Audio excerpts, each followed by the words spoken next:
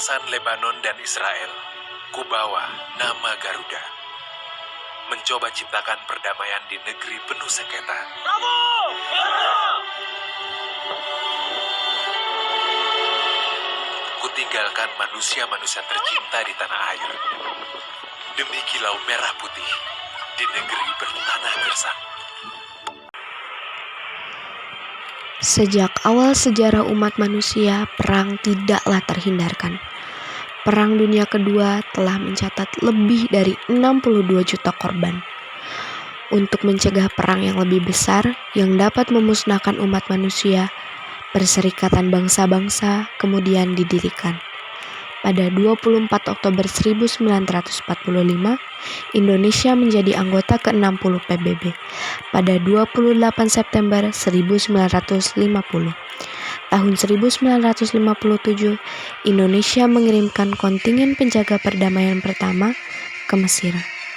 Presiden pertama Soekarno menamakan kontingen tersebut sebagai Kontingen Garuda.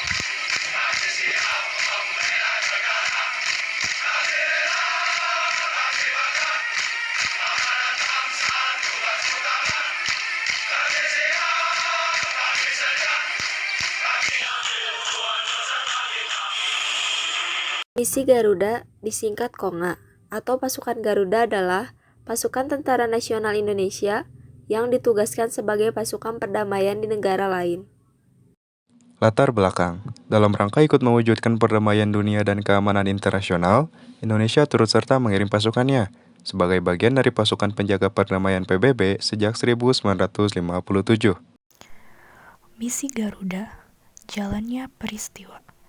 Pada awalnya, pengiriman misi Garuda ini pertama kali dilakukan pada bulan Januari tahun 1957. Pengiriman misi Garuda ini dilatar belakangi adanya konflik di Timur Tengah terkait masalah nasionalisasi terusan Suez yang dilakukan oleh Presiden Mesir bernama Gamal Abdul Nasir pada 26 Juli 1956. Sebagai akibatnya, pertikaian menjadi meluas dan melibatkan negara-negara di luar kawasan tersebut yang berkepentingan dalam masalah Suez. Dalam sidang umum PBB, Menteri Luar Kanada yaitu Lester B. Pearson mengusulkan agar dibentuk suatu pasukan PBB untuk memelihara perdamaian di Timur Tengah.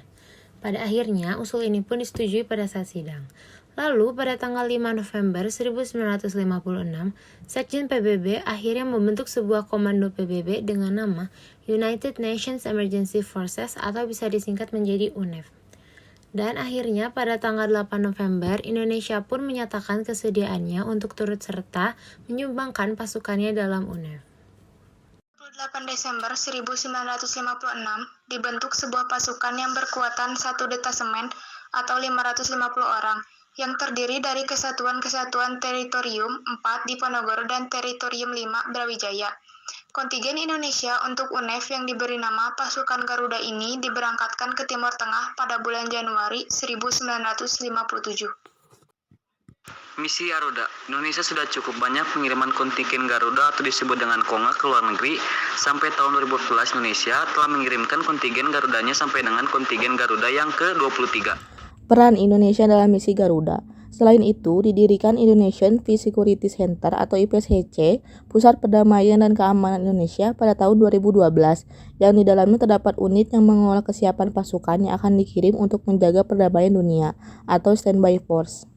Tentara Nasional Indonesia tidak asal mengirim anggotanya, melainkan melalui beberapa tahap seleksi, yang meliputi tes pemeriksaan kesehatan umum, tes kesegaran jasmani, tes bahasa Inggris, tes mengemudi, serta tes komputer. Serangkaian seleksi tersebut biasanya dilaksanakan secara transparan dan profesional agar dalam pelaksanaannya dapat tercapai dengan maksimal. Setelah anggota dinyatakan lolos serangkaian tes tadi, maka ia akan mengikuti kegiatan pratugas atau disebut Pre-Deployment Training (PDT) selama 30 hari. Pertama kali saya tiba di sini, ketika kita di Indonesia melihat kanan kiri hijau, saya di sini nggak bisa menemukan itu semua.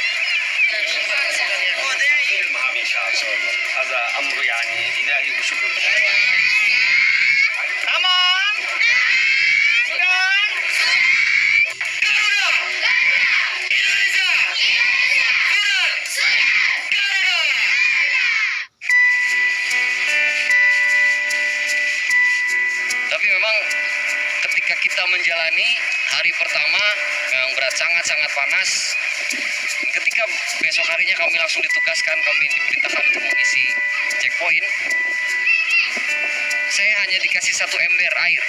Pertanyaan saya, apakah bisa saya mandi dengan 1 ember air? Dan ternyata saya tanya alasannya kenapa, karena kekeringan. Di situ saya mulai bersyukur saya dilahirkan di Indonesia, tidak di Sudan.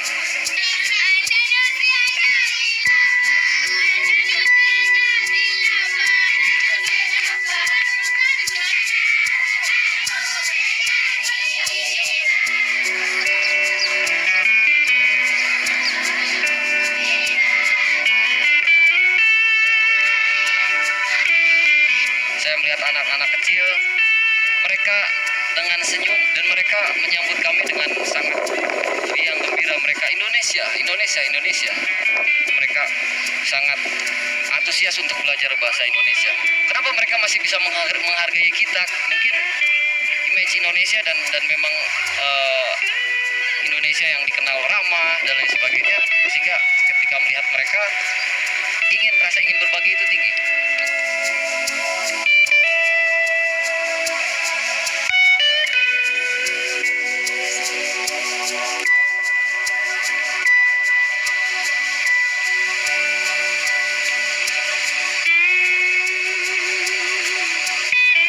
Mungkin teman-teman gak akan bisa ngelihat seperti apa kehidupan mereka, sesakit apa mereka.